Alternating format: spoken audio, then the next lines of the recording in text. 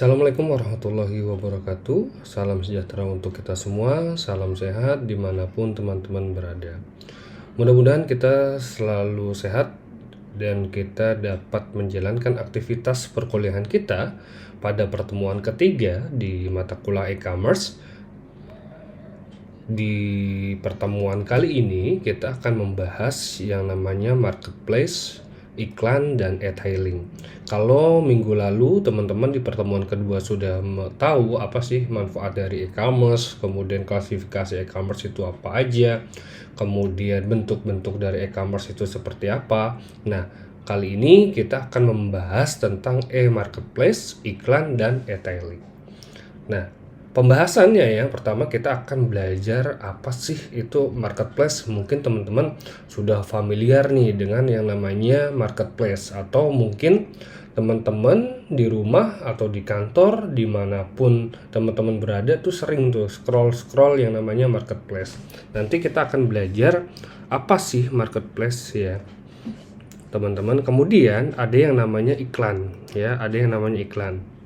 Perlu teman-teman ketahui bahwasanya iklan itu adalah merupakan bagian yang terpenting dari yang namanya pemasaran ya. Kenapa kita memerlukan iklan ini? Iklan ini diperlukan untuk apa? Memperkenalkan produk ya, dalam lingkup ini, pemasaran ini teman-teman. Untuk apa? Untuk memperkenalkan produk.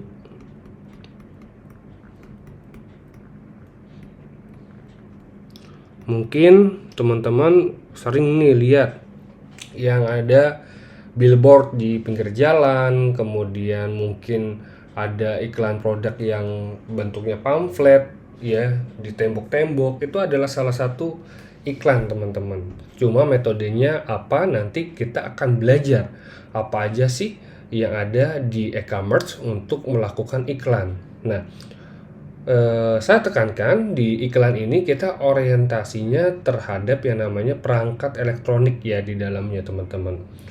Nah, kemudian yang ketiga kita akan belajar yang namanya e-tailing ya, e-tailing ini merupakan elektronik teman-teman. Nah, ini merupakan elektronik di sini. Ini merupakan elektronik. Nah, e-tailing ini berasal dari kata retail teman-teman. Nah, retail.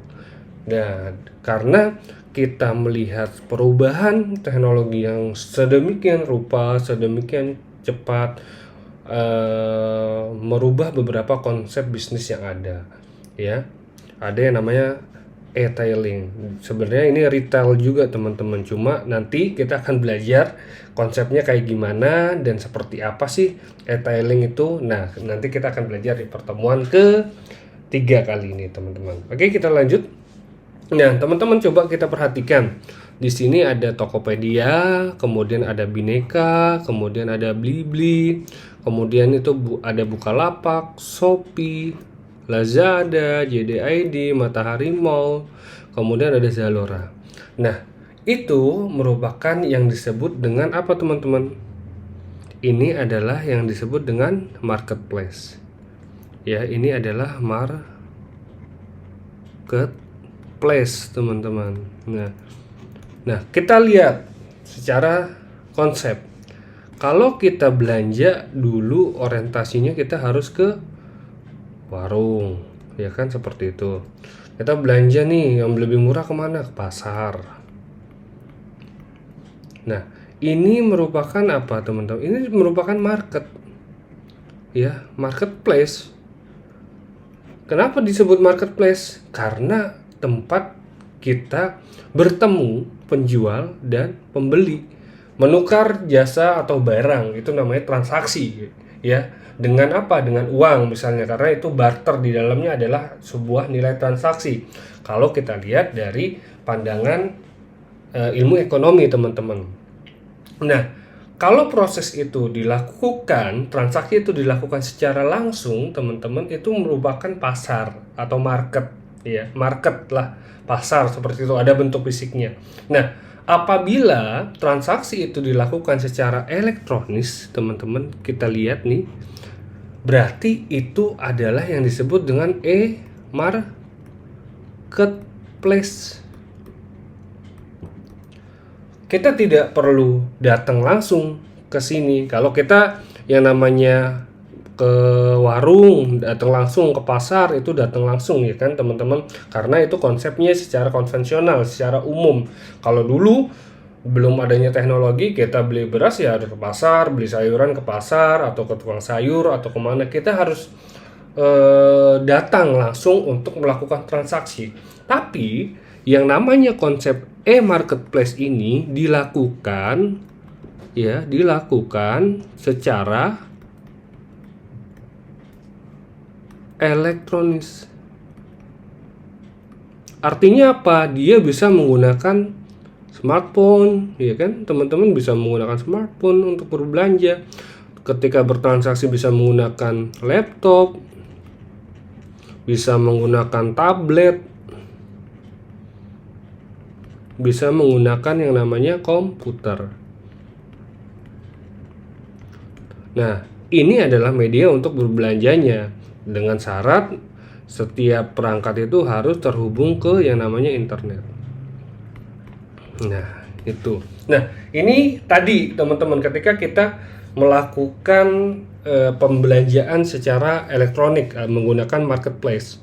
Nah, kalau kita lihat nih, ini ada ilustrasi teman-teman yang namanya e-marketplace, itu pasti supportnya 24 hours ya, 24 jam ya kan.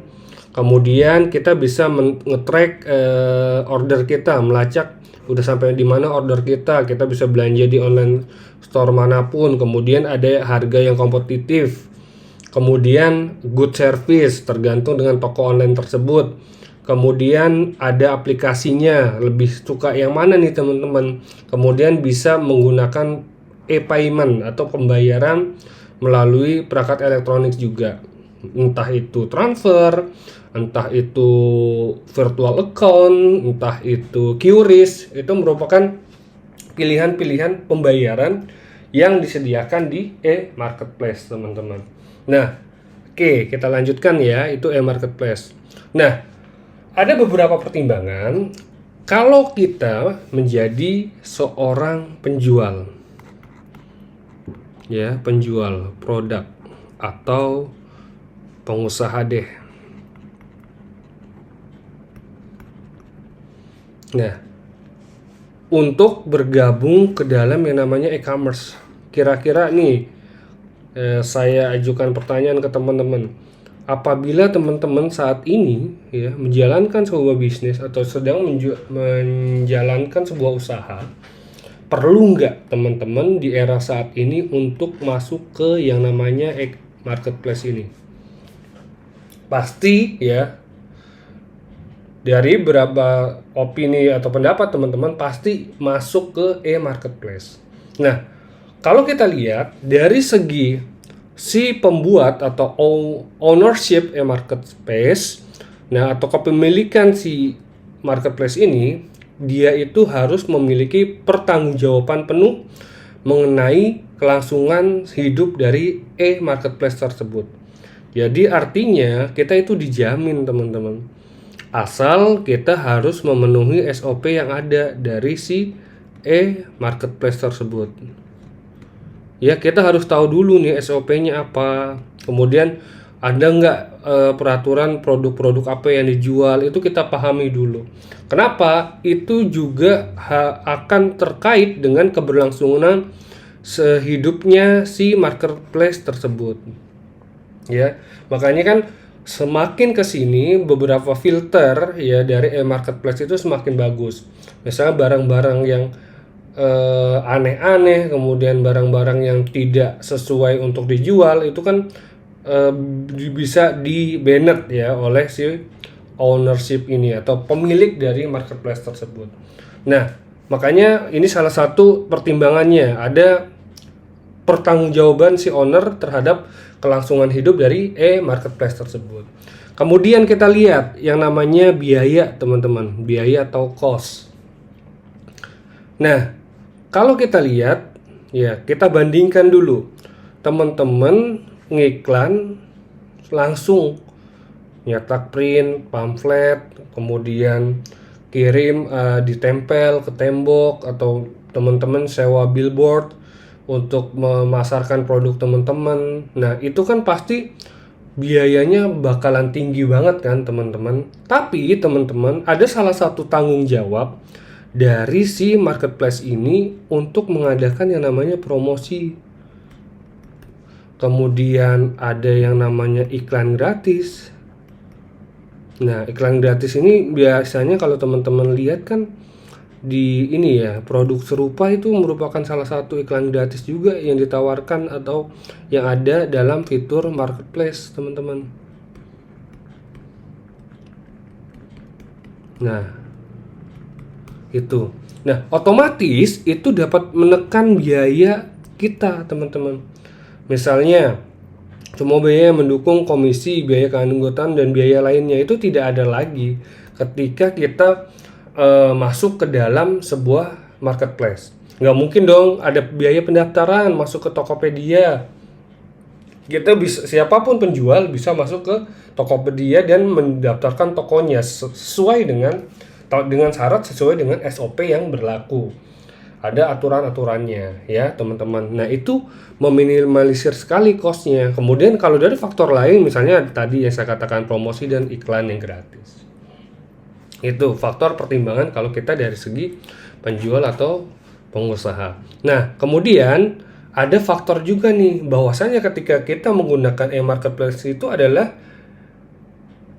ease to use, artinya kita mau mudah menggunakan. Salah satunya ya, kita mudah menggunakan ya, tanpa perlu pelatihan dan peralatan tertentu.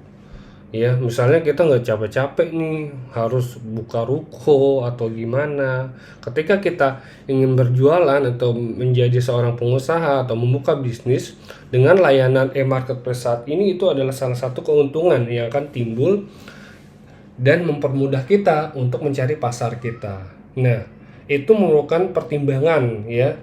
Kenapa sih kita harus bergabung ke dalam e-marketplace tersebut? Jadi ada 3, yang pertama adalah kepemilikan, kemudian ada biaya, kemudian adalah kemudahan dalam penggunaannya. Itu teman-teman pertimbangannya. Nah, kemudian ada lagi nih teman-teman. Kalau kita lihat ya, beberapa pertimbangan juga nih. Kalau tadi 3 komponennya utama ya, kemudian ada lagi pertimbangan berikutnya. Yang pertama ada yang namanya industri yang sesuai atau industry fit.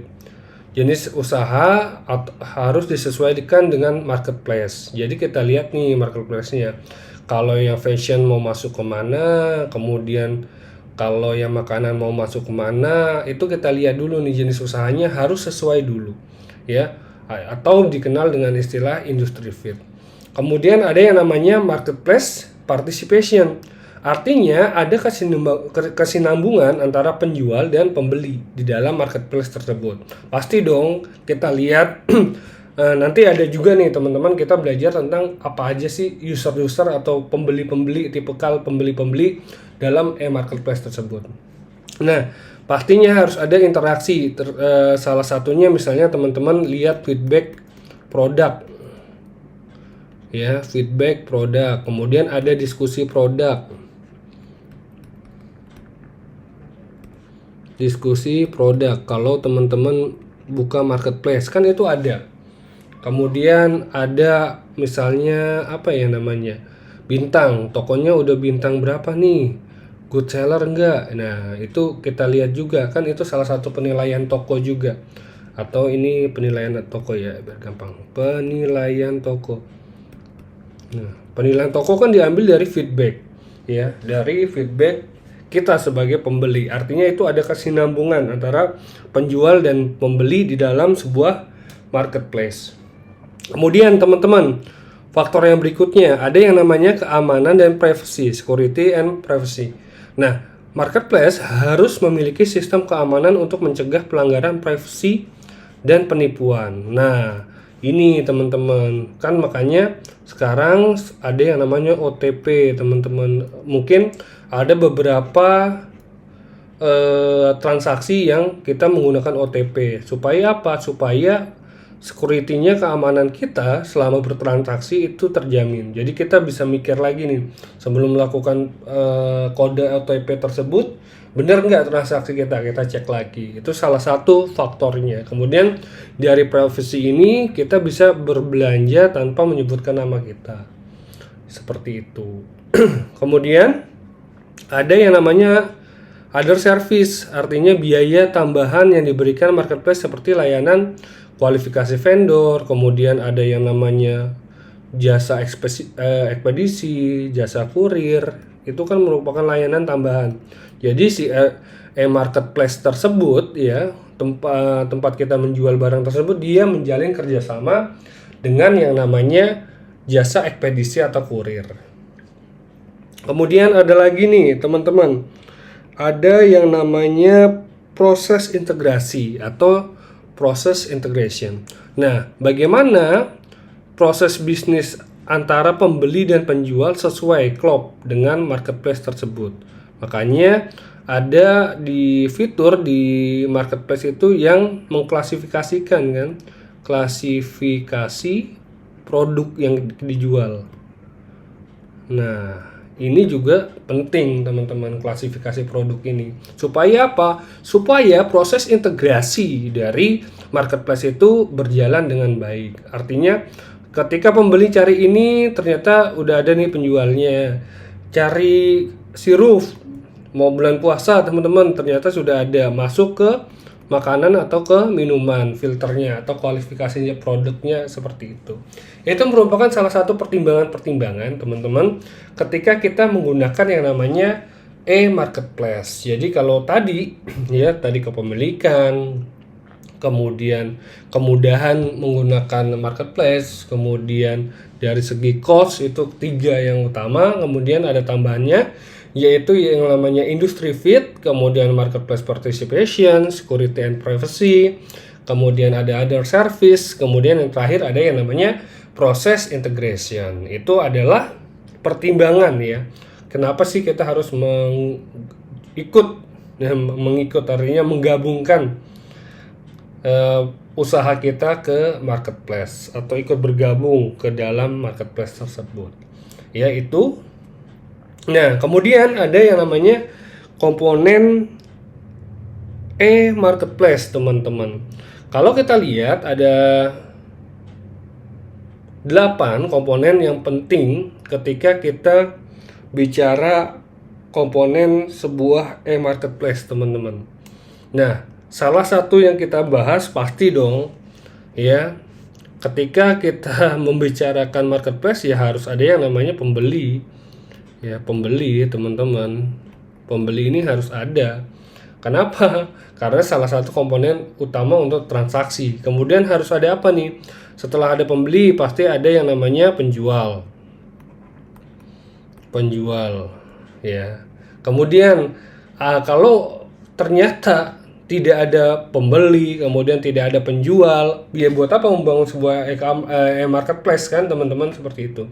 Kemudian harus ada produk. Ya, produk yang ditawarkan, produk yang dijual. Harus ada produk yang dijual. Kemudian harus ada apa lagi teman-teman? Ada yang namanya support service, ada dukungan pelayanan. Misalnya layanannya 24 jam per 7. Berarti nggak ada liburnya.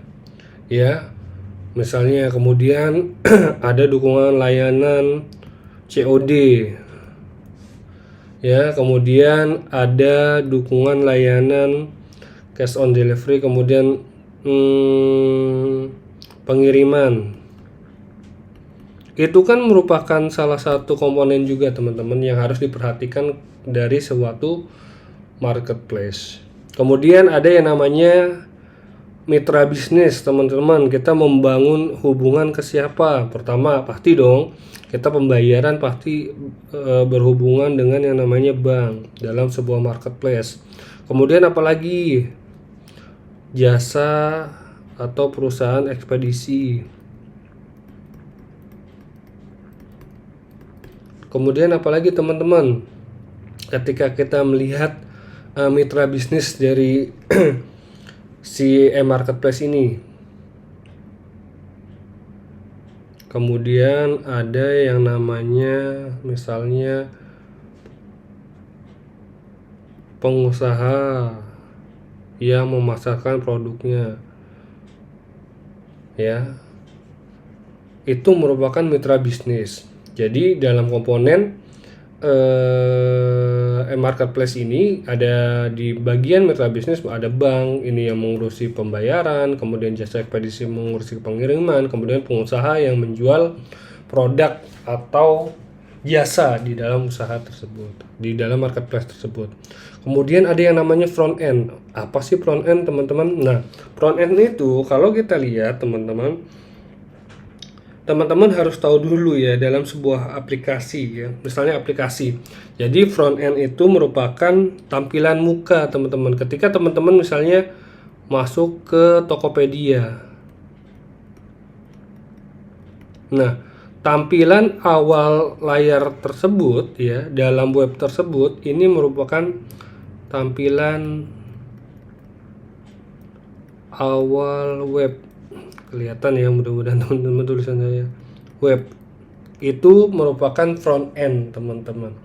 Kemudian ya, ini tampilan awal web itu perlu salah satu komponen utamanya dari marketplace juga.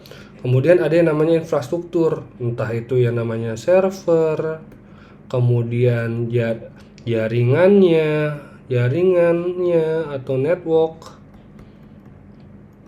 Kemudian yang namanya data, itu kan merupakan salah satu infrastruktur. Server ini bisa, jadi data itu dikumpulkan ke sebuah server, teman-teman. Kemudian jaringan, itu kan jaringan juga penting. Kalau ternyata satu dunia mengakses secara kebersamaan, ada nggak masalah di servernya nanti, kan seperti itu.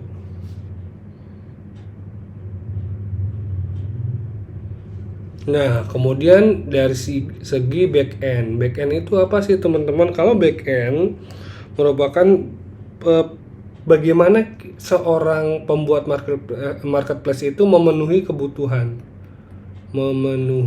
kebutuhan dari marketplace tersebut. Misalnya dari manajemennya, ya, kemudian ada yang namanya pembayaran, itu yang namanya back end.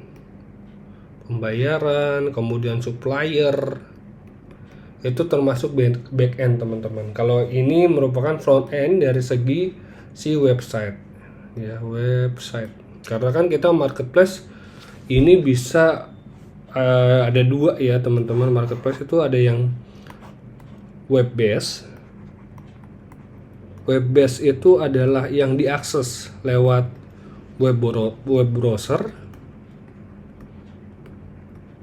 ya kan? Kemudian ada yang namanya mobile app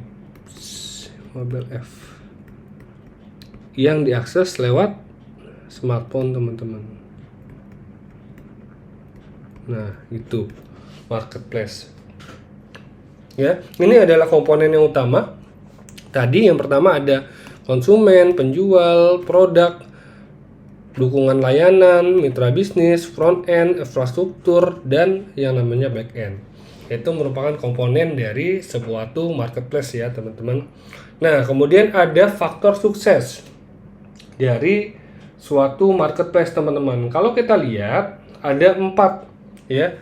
Yang pertama ada yang namanya karakteristik produk, ada yang namanya karakteristik industri, ada yang namanya karakteristik penjual, dan ada karakteristik pembeli. Nah, faktor suksesnya si e-marketplace ini bagaimana, kita lihat dulu dari karakteristik produk yang dijual. Misalnya tipe produknya lengkap atau enggak, ya, harga produknya bersaing atau tidak bersaing, kemudian produknya sudah standar Indonesia atau belum, kalau kita pasarnya banyak di Indonesia. Kemudian ada nggak yang namanya informasi sebuah produk, bisa nggak kita cari dari marketplace kita. Kemudian adanya karakteristik industri, adanya broker, bagaimana penghubung antara si marketplace dengan dunia industri di dalamnya. Kemudian ada yang namanya sebuah sistem intelijensi sistem, di mana kita bisa melihat ya kenaikan harga, penurunan harga secara sistem. Kalau ini brokernya masih manual sesuai dengan kesepakatan, tapi kalau ini dengan intelligent system yang ada, bagaimana harga itu bisa kita analisis naik atau turunnya.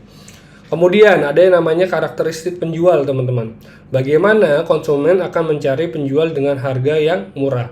Artinya harganya itu bersaing. Kemudian ini dari karakteristik penjual ya teman-teman.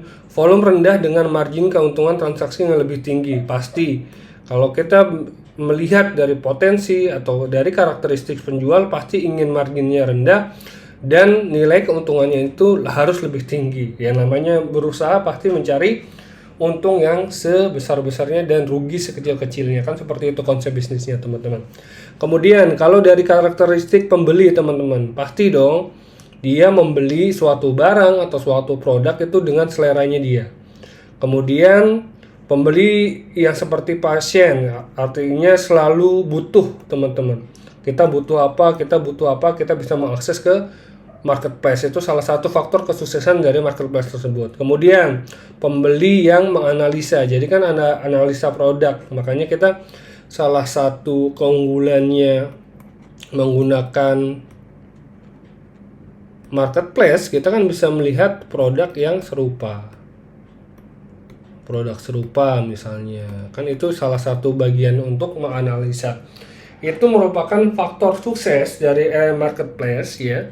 Ada 4 karakteristik yang harus kita penuhi. Yang pertama produknya, kemudian yang namanya industri ya, kemudian ada penjual, kemudian dari karakteristik pembeli itu sendiri.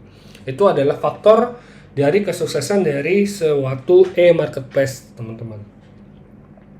Nah, kita lihat nih tadi yang saya katakan di awal, bahwasanya kita akan lihat nih tipe-tipe konsumen itu ada yang kayak gimana sih. Sebenarnya ada 4 yang umumnya kita temukan dari tipe atau jenis-jenis si konsumen itu sendiri. Mungkin bisa nih teman-teman melihat posisi diri teman-teman sebagai konsumen yang seperti apa, teman-teman. Yang pertama ada yang namanya impulsive buyer. Impulsive buyer itu konsumen yang membeli produk dengan cepat. Jadi ketika kita cari barangnya ketemu, harganya mungkin ada diabaikan, kemudian dia cuma melihat merek, kemudian bintangnya berapa, kemudian dia langsung beli. Itu namanya impulsive buyer.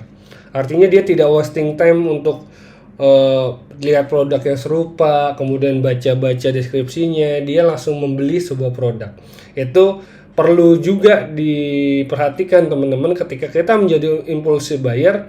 Lihat juga nanti ketika kita karena buru-buru, kita malah mendapatkan produk yang zonk. Artinya kita sebenarnya harus membaca deskripsi produk, informasi produk, kemudian feedback dari produk yang kita ingin beli di marketplace. Kemudian teman-teman ada yang namanya passion buyer. Passion buyer ini adalah konsumen yang membeli produk setelah melakukan berbagai perbandingan. Ya, perbandingan atas apa? Harga, kemudian pemasok, model produk, maupun aspek lainnya. Jadi itu ya teman-teman. Nah, kalau tadi si impulsive buyer pokoknya udah langsung beli, check out. Tapi kalau passion buyer ini kita teliti dulu harganya murah nggak ya dibandingkan toko sebelah. Cari lagi produk yang serupa. Kemudian kita lihat nih, ternyata ada lagi nih model yang bagus nih yang terbaru. Nah, itu namanya yang disebut sebagai konsumen passion buyer. Nah, kemudian ada yang namanya analytical buyer, teman-teman. Nah, analytical buyer ini konsumen yang seperti apa sih? Yang melakukan penelitian khusus sebelum membuat keputusan untuk membeli produk atau jasa. Nah, biasanya ketika kita menemukan analytical buyer ini, biasanya dia yang sering memberi misalnya smartphone. Kan harus ada riset tuh, ya, smartphone. Lihat dulu reviewnya, laptop.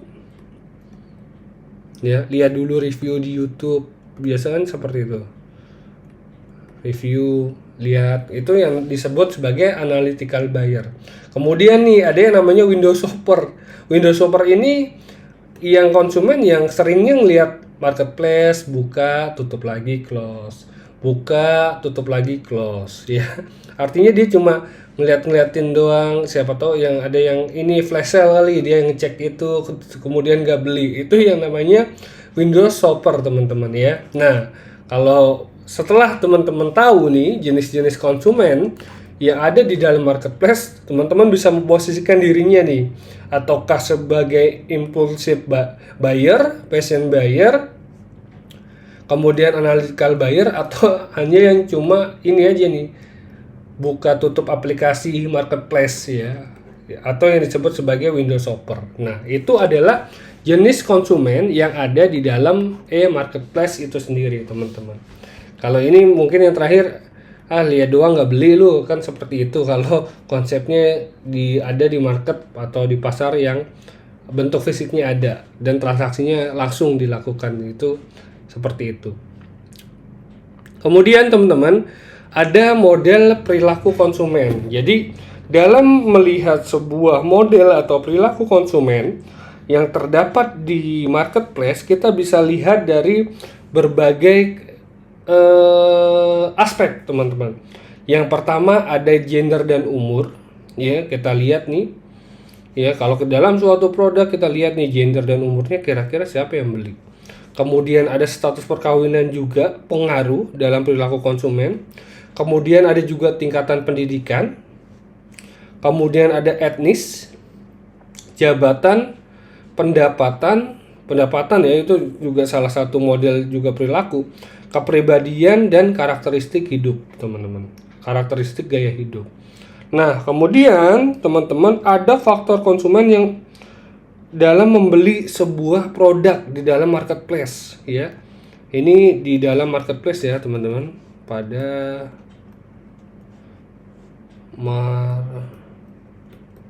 marketplace, ya, ada 3, teman-teman. Yang pertama adalah inisiator atau pemrakarsa, ya, sorry. Kemudian ada yang namanya influencer, pengaruh, dan bagaimana konsumen itu membeli karena kebutuhan, ya. Ada yang beli juga karena pengaruh, kemarin temen gue habis beli ini nih, lanyard nih, kemudian ikut-ikut beli lanyard, itu kan influencer. Kemudian ada pemrakarsa juga yang memarkasai atau menjadi inisiator lah, seperti itu.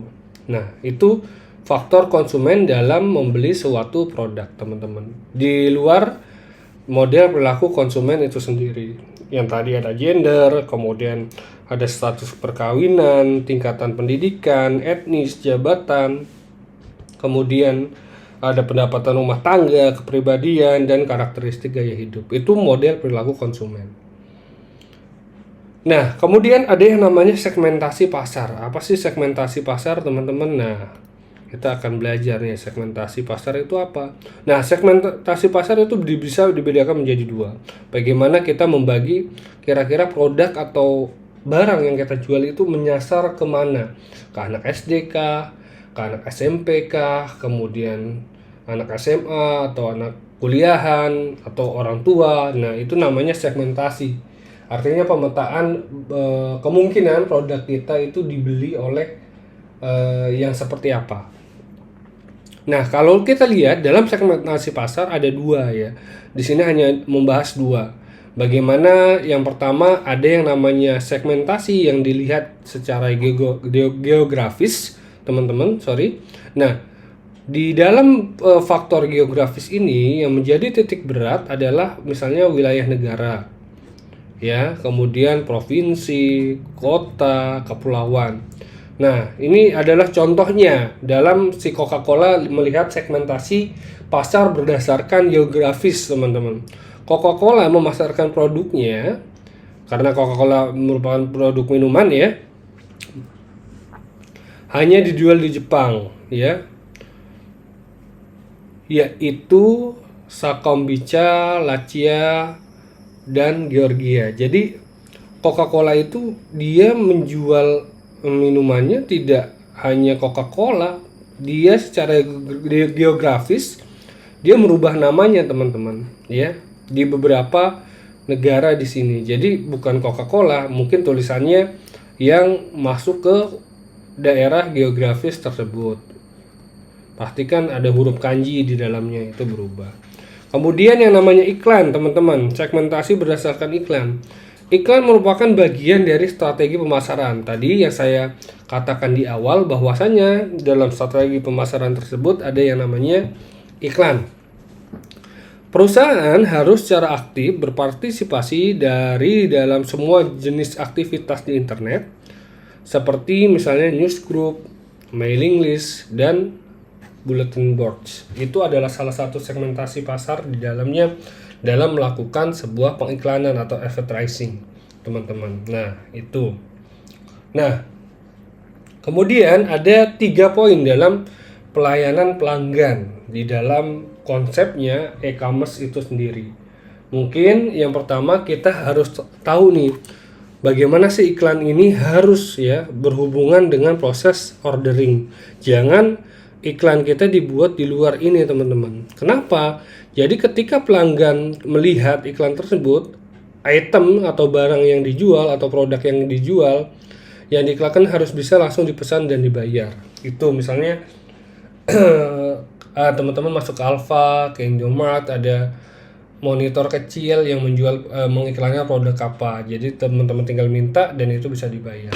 Kemudian strategi yang menarik perhatian pengunjung ke suatu situs. Misalnya situs apa, kita lihat ya, ternyata dia itu bisa menjual produk dan kita bisa membeli produk di dalam situs tersebut. Kemudian tidak hanya mengandalkan sebuah web saja. Jadi teman-teman bisa menggunakan sekarang kan banyak ya iklan, ada TikTok Reels, itu juga bisa iklan, kemudian ada Reels-nya IG ya, itu bisa dijadikan konsep yang namanya sekarang dikenal sebagai digital marketing. Nah, ini konsep iklan yang sekarang. Nah, kemudian yang berikutnya ada yang namanya padukan nama perusahaan dengan situs web tersebut. Misalnya Microsoft.com ya, itu yang dijual kan adalah produk dari Microsoft. Produk Microsoft, teman-teman. Nah, itu merupakan pelayanan pada pelanggan. Tadi ada iklan yang harus berhubungan dengan proses order, kemudian strategi yang menarik, kemudian tidak mengandalkan satu web saja, kemudian padukan nama perusahaan dengan si web tersebut. Ya, kemudian ada yang berikutnya teman-teman, pastikan alamat situs web yang kita lihat adalah alamat e-commerce. Jadi tercantum misalnya ada yang namanya kop suratnya, amplop surat, kartu nama, papan nama, stiker, dan lainnya. Itu yang mengenalkan kita, oh ternyata kita masuk ke webnya Microsoft seperti itu. Oh ternyata kita masuk ke webnya Tokopedia, kan di bawahnya ada alamat kantornya di mana. Kemudian yang berikutnya pelayanan pengiriman untuk pelanggan pada internet. Ada layanan pelanggan, misalnya ada FAQ ya. Kemudian ada Q&A-nya ya. Ini merupakan salah satu pelayanan juga, teman-teman. Nah, kemudian dalam sebuah pembelian online atau ada alamat Amazon.com, teman-teman, ada yang namanya kualitas pelayanan. Jadi kita lihat nih dari si Amazon tersebut dia ada 5, teman-teman. Yang pertama ya tangibles, reliability, responsive, assurance, sama empathy. Nah, tangible apa? Kalau kita lihat dari case-nya si Amazon.com, di bagian tangible ini misalnya tampilan dari webnya, e-commerce-nya tersusun rapi, kemudian katalognya mudah dicari dan mudah digunakan. Itu yang namanya tangibles. Kemudian yang reliability, produk yang dikirim oleh Amazon ternyata itu tepat dan sesuai dengan pesanan. Kemudian responsif, tersedia panduan untuk membantu saat terjadi error. Kemudian memberitahu pelanggan bahwasanya produk sudah berlangsung atau sedang dikirim atau sudah sukses ataupun dalam pengirimannya ada masalah, itu yang namanya responsif. Kemudian ada yang namanya assurance, adalah sebuah layanan yang mendampingi pelanggan untuk suatu proses tambahan atau yang direkomendasikan oleh sebuah vendor. Jadi dia bekerja sama nih, kalau beli perangkat elektronik dia kerjasama untuk asuransinya, misalnya dalam 3 hari rusak atau dalam pengirimannya rusak, dia itu ikut bertanggung jawab dari produk tersebut. Kemudian yang kelima ada yang namanya empathy.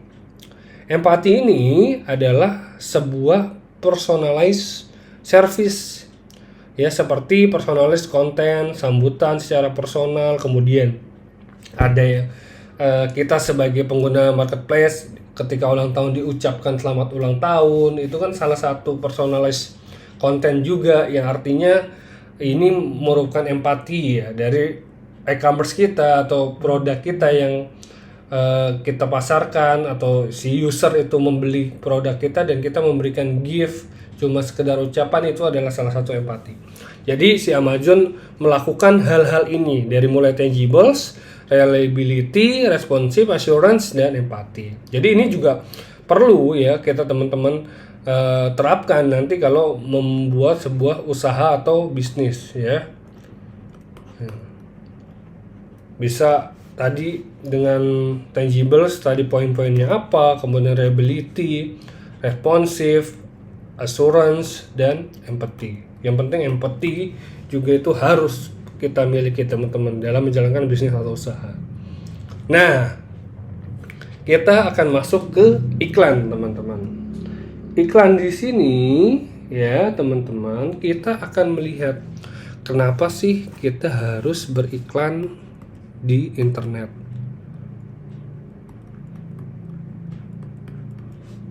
Kan kenapa ya, why gitu. Kalau kita lihat salah satunya, iklan kita bisa diupdate setiap waktu, teman-teman, dan biayanya minimal ya. Kemudian iklan dapat menjangkau secara range-nya ya, lokasinya, pembeli dan potensial itu kita bisa atur, teman-teman. Ada yang namanya misalnya Google Analytical di dalamnya. Kemudian kita ada yang namanya AdSense. Nah, itu bisa melihat nih pembeli yang potensial, kemudian jumlah yang besar yang kita bisa cari. Kemudian kita di Instagram itu bisa melakukan iklan itu sesuai dengan berapa jarak yang ingin kita cari dalam selang waktu berapa lama. Itu ada di salah satu situsnya juga, teman-teman.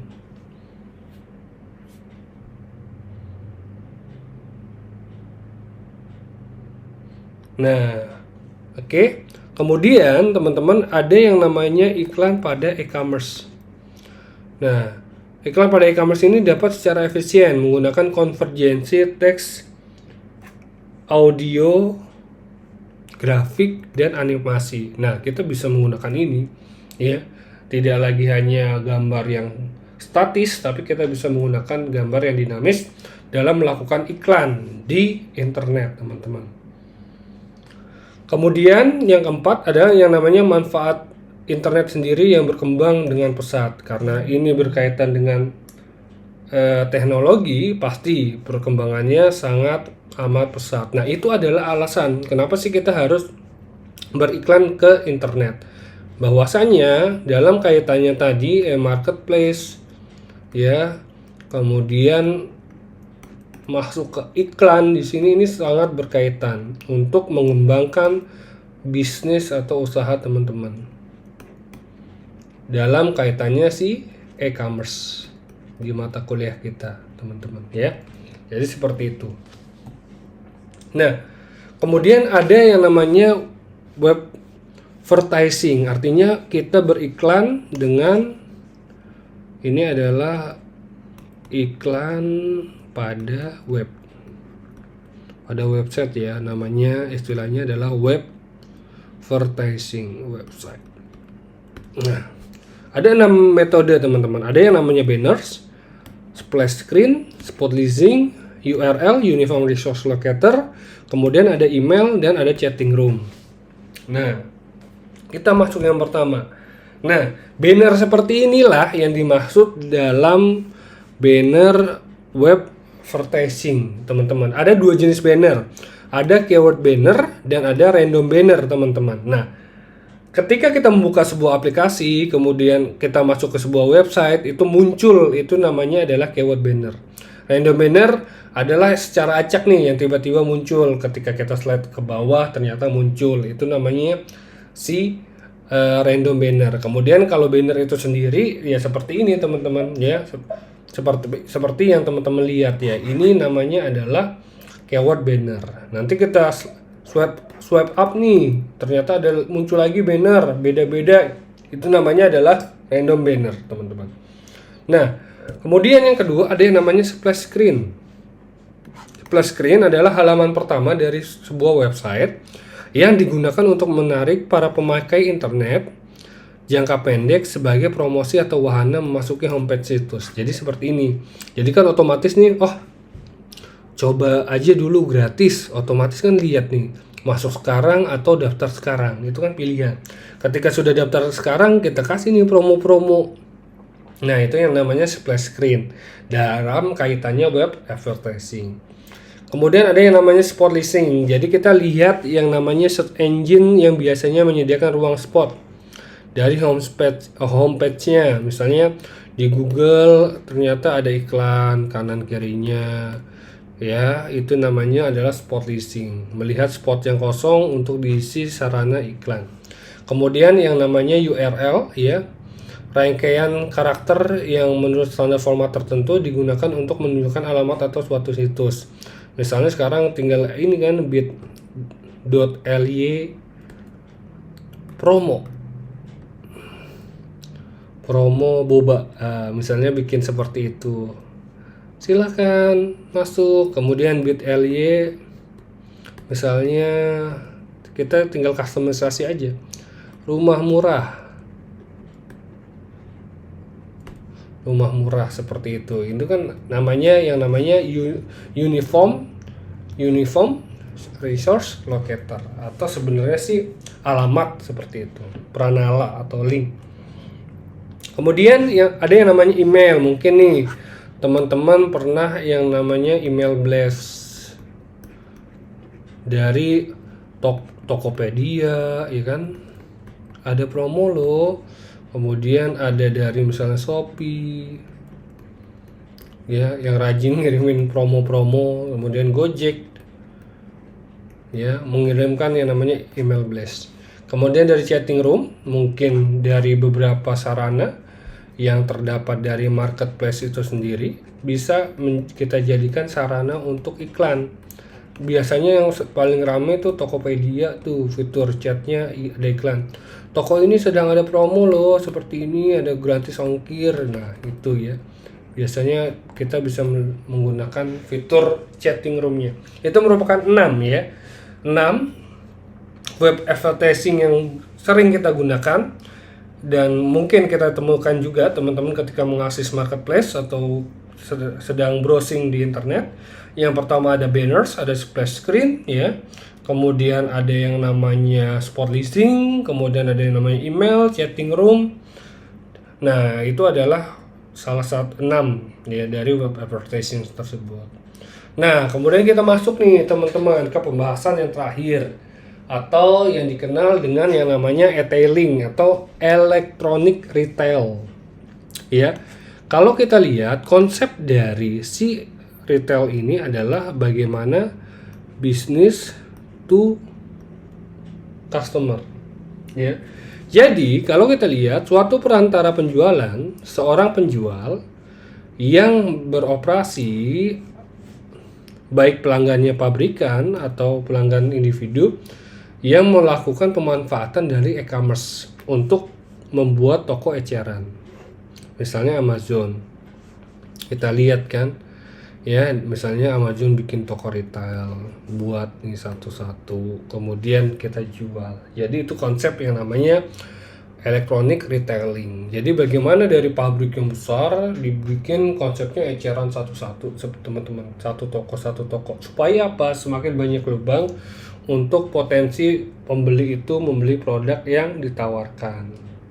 Jadi seperti itu dari konsep yang namanya e-tailing atau electronic retail. Nah, ada 3 karakteristik bagaimana sebuah perusahaan atau sebuah individu menerapkan konsep yang namanya e-retailing tersebut.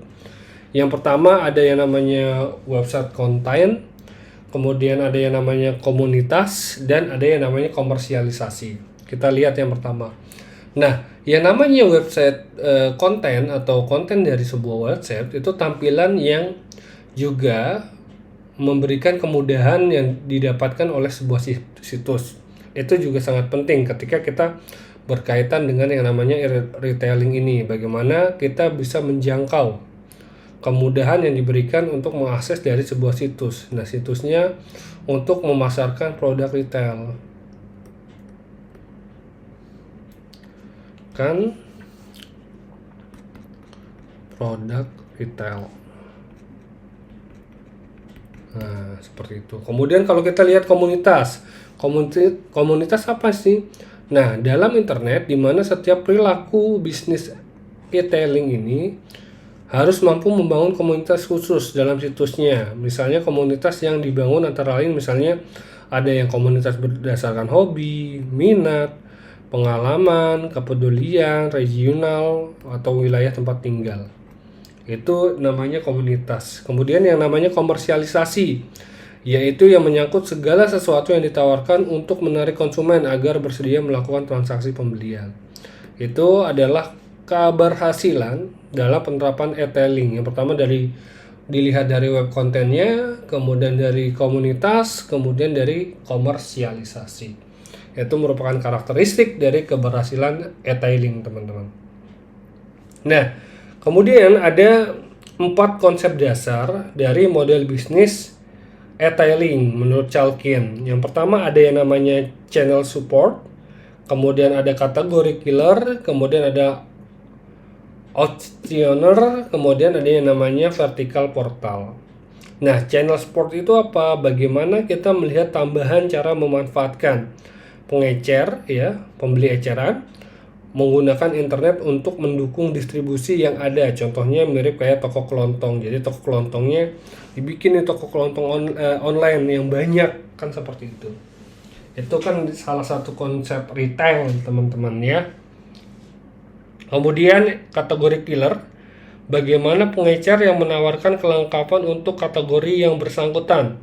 Meskipun sebenarnya spesialisasinya adalah pengecer untuk satu macam produk saja, contohnya home depot atau home improvement atau toko mainan anak, ya, dan lain-lain. Itu kategori killernya. Kemudian yang berikutnya adalah auctioneer, adalah dikenal sebagai perusahaan yang melakukan transaksi lelang online, ya. Pedagang melakukan konten produk yang ditawarkan, informasi rinci dan harga penawaran. Ada yang namanya auctioneer. Kemudian ada yang vertical portal. Vertical portal itu apa, teman-teman? Kita lihat nih. Bisnis ini melibatkan merchant yang memiliki modal yang sangat kuat, merek yang terkenal, skala bisnisnya besar, dan kredibilitasnya yang meyakinkan. Contoh pelaku bisnis yang didapat kita temukan misalnya Pikinet. Nah, itu adalah 4 model bisnis atau e-tailing, ya, bisnis e-tailing menurut Chalkin, teman-teman. Ada 4. Yang pertama channel support, kategori killer, auctioneer, dan vertical portal. Nah, kemudian, ya, ada permasalahan nih, teman-teman, ya, yang terjadi dalam konsep e-tailing. Yang pertama, profitability. Apa sih profitability? Yang namanya usaha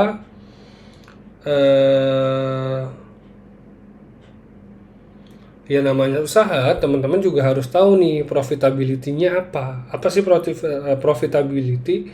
Kalau kita lihat profitability pasti berhubungan dengan yang namanya keuntungan dan kerugian. Keuntungan dan kerugian. Ya, kita lihat nih keuntungan dan kerugiannya apa dari bisnis kita. Apakah kira-kira bisa bertumbuh atau skalanya bisa menjadi besar dalam mencari sebuah keuntungan itu. Kemudian ada lagi misalnya dasar pendapatan dan biaya tidak jelas. Kemudian sukses jangka panjang memerlukan kelangsungan hidup keuangan. Itu kita pertimbangkan nih kelangsungan hidup perusahaan.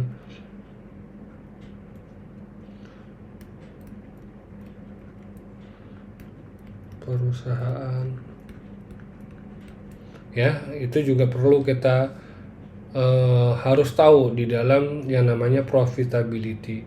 Kemudian bagaimana kita manage new risk exposure, artinya bagaimana kita, apakah nih usaha bisnis kita ini berurusannya bertentangan enggak dengan pelanggan lokal atau perusahaan lokal dan peraturan lokal tersebut. Itu juga dalam kaitannya memanage suatu resiko bisnis. Nah, ya kita lihat ada faktornya. Kemudian ada perusahaan nasional nggak yang mempunyai unsur lebih dalam melakukan e-tailing ini. Kemudian ada yang namanya perusahaan global, ya, berhadapan dengan banyak perspektif budaya. Itu juga bagaimana kita bisa memanage sebuah resiko dari aspek-aspek yang ada dalam penerapan dari e-tailing tersebut. Kemudian yang ketiga kita lihat adalah yang namanya branding. Branding sebagai pengarah, ya, atau sebagai pendorong ke arah belanja yang berlebihan. Jadi jangan sampai ketika kita melihat atau membuat sebuah brand bisnis kita, jangan sampai kita burning out uang, burning money yang sangat amat banyak untuk mengenalkan brand kita. Itu menjadi salah satu masalah, ya teman-teman. Kemudian ada lagi nih dalam konsep e-tailing ini, karena kita bicara retail, kita jangan sampai starting with insufficient fund, ya. Jangan sampai kita menjalankan bisnis dengan tidak memiliki yang namanya modal yang cukup. Ya, modal yang cukup. Bahaya teman-teman, nggak bakal berjalan kalau dalam penerapan konsep e-tailing tersebut. Kemudian kita di faktor yang terakhir itu ada yang namanya keep in interesting. Artinya bagaimana kita tidak hanya mendesain bisnis kita itu statis teman-teman, ya, tidak hanya statis.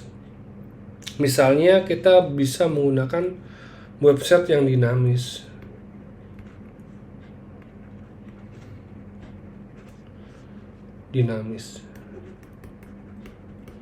Dalam penerapan si keep in interesting.